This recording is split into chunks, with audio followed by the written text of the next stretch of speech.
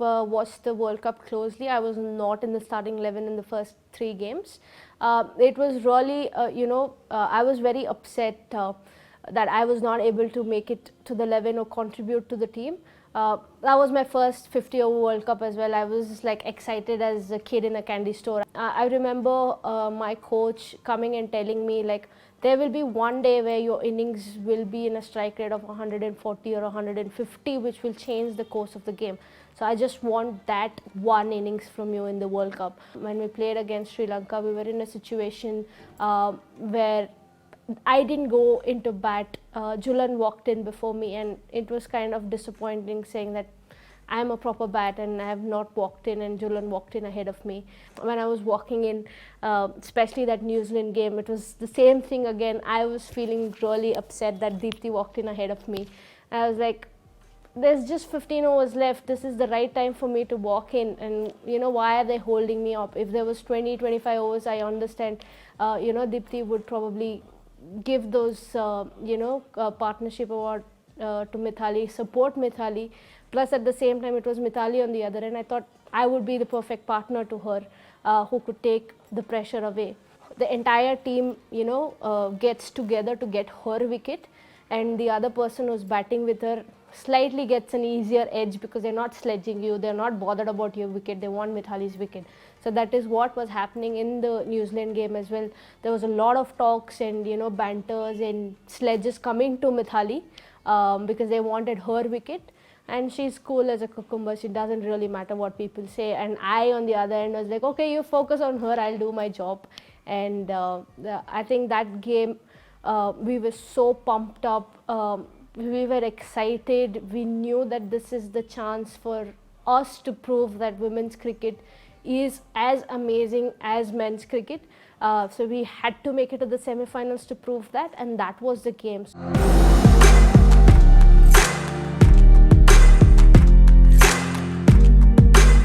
Well, it was very disheartening, to be honest. I still meet a lot of people and they go like, ma'am, had you stayed, we would have won, and things like that. But I've told it before that I don't regret about what has happened, because eventually I feel it was about execution, which I was not able to do it that day. Shot selection, I still would say, like, if you put me in a situation, I would still try the same shot, considering there was no fielder there. And at the same time, the dynamics were such that we still had Julan and Shikha Pandey to walk in. So I had this feeling that I shouldn't let the run rate go above 6. That was something which was running in my head, because if I had taken it to 7, 8 and then got it, I knew it would have been really difficult. But I thought we were in a pretty comfortable position that I could do it, but it just unfolded in such a way that I look like a villain now.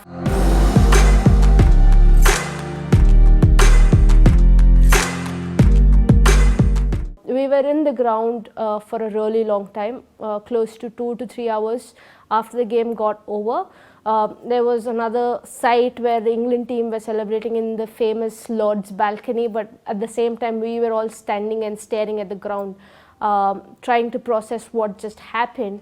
And the first time, I think everybody were very emotional. None of us have seen tears in each other's eyes, but we literally saw everybody in tears. And our fielding coach at that time wanted us to express what we're feeling, so that we do not go back home blaming each other for what has happened. And the whole conversation around it was how disappointing it was that we couldn't win it for Mithali or Julan, who's done so well for the Indian team. I think on that day we did everything well, and it's just that we didn't cross the line, and that is what kept us in that position. And we flew out in different batches. Like I said, I didn't meet anybody the next day itself, only in the flight when I spoke to Mithali, and she was trying to put a brave face, saying that it's fine. And then she's like, if you had done it, probably things would have been different.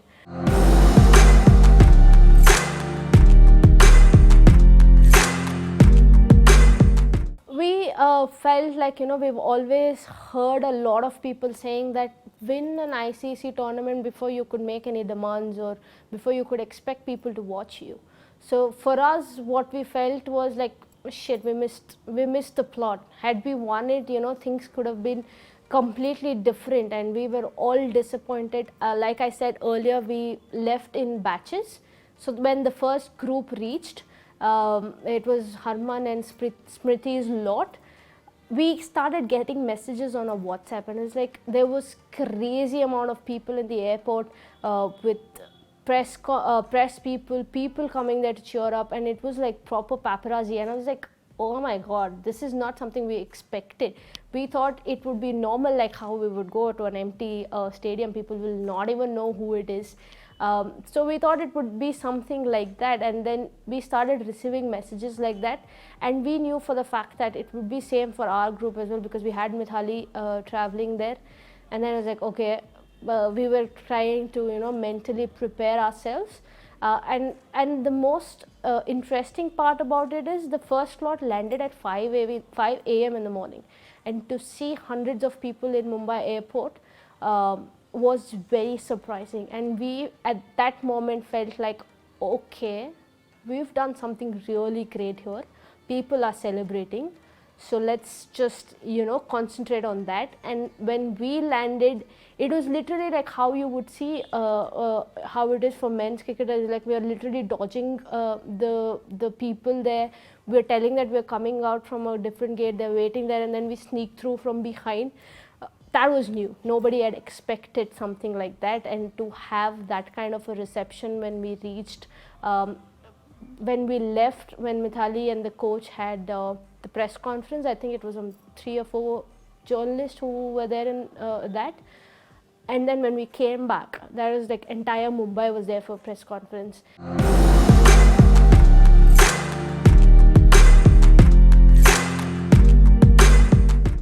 Well, I'm very interested to see how the squad would do in the New Zealand series, considering that we didn't have Smriti and a couple of them. So only when you put together a squad including those 3 players and how you would come up with the combination is where I would be interested in seeing how they would go. They've done reasonably well against England and Australia, but they've not won it. So in World Cup, what happens is you play different teams every day, and that can be very crucial. You need to make sure you have your best combination on that particular day. So that is something which I am excited to see, and I am excited to see what combination they're going to come up with. I am a big fan of Mithali Raj, so I would say please bat at number 3. Number 4, maybe you've done really well for it, but India needs you at number 3, and I can even start this campaign on Twitter at Mithali at number 3 hashtag let's do it. But I don't know, I don't understand the idea behind her batting at 4. I think she did really well at number 3 when we played the last World Cup.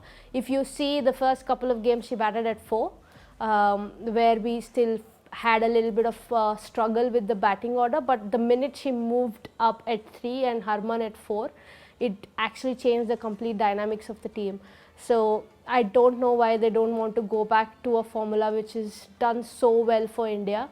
If you look at their stats, both Harman and Mithali at 3 and 4 have done really well for India, and considering Richa Ghosh and Dipti Sharma will occupy that 5 and 6 slot, they're coming in really well.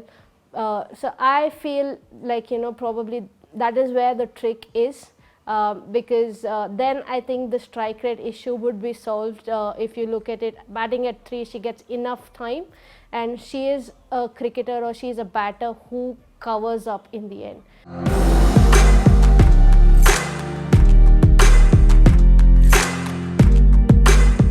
Pakistan and India games are always very entertaining.